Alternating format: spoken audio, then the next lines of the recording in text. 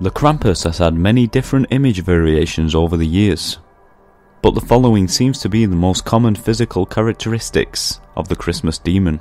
Krampus is described as a very large half-goat, half-demon humanoid figure. He is covered from top to bottom in fur, which is usually described as being either black or brown. He is said to walk on one cloven hoof on one leg and a bird's claw on the other. On his head, two very large curling horns point up to the winter sky.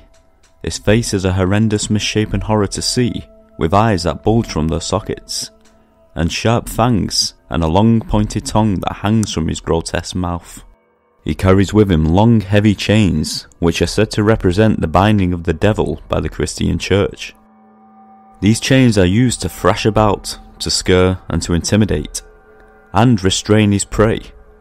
Hanging from the chains he carries many small bells that terrify any of his victims as they hear their distinct chime as he approaches. He also carries bundles of birch branches, which he likes to strike naughty children with, and on his back he keeps either a basket or a sack, but unlike Santa, there are no toys inside. Instead, he uses it to carry children away, to be drowned, eaten, or taken to hell. The Krampus origin story goes back all the way before Christianity. His story starts in Germany, centuries ago, long before he was associated with Christmas. In Germanic paganism, he was named Krampen, which translates into claw. Tradition and folklore tells us that he is the son of the Norse goddess Hel, who is described as a horrible hag who is half alive and half dead. Eventually the Krampus made his way into Christmas tradition, and tales of him travelling alongside St. Nick as he gave out gifts on the 5th of December, the night before the feast of St. Nicholas, emerged. St. Nicholas would give gifts for all the good children as they sleep, and Krampus would follow, seeking out the naughty children and stuffing them into his basket to take them away never to be seen again. Or if they were lucky, they would merely get whipped raw with his bundles of birch wood.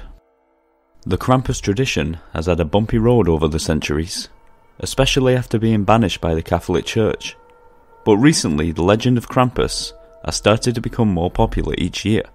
People seem to love the lore of the Christmas demon, which brings the darkness down on the warm, happy tradition we have all come to cherish. There are also many festivals held all over the world that are becoming very popular. Locals dress up as a demonic creature and prowl the streets, frightening young children and intimidating adults in the name of fun, and the demonic cosplayer is rewarded with a shot of schnapps. The Krampus has already found his way into pop culture, and there has also been a few movies made, and now and again he turns up on the occasional Christmas card.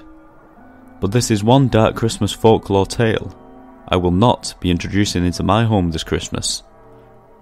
So remember, try and be good this Christmas, and maybe you will be spared a visit from the Krampus.